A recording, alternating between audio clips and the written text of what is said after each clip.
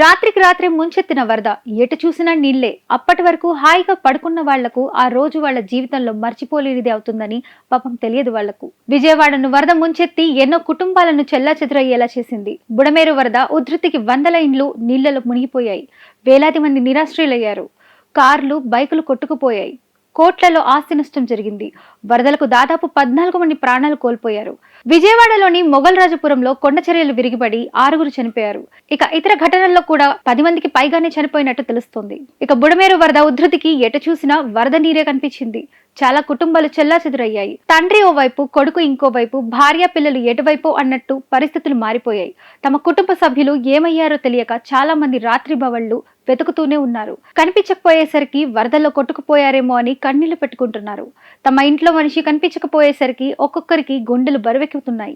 మా ఇంటి మనిషిని కనిపించేలా చేయి దేవుడా అని మొక్కుకుంటూనే వెతుక్కుంటున్నారు. అయితే చెల్లాచెదురైన కుటుంబాలను వరద మళ్లీ కలుపుతోంది.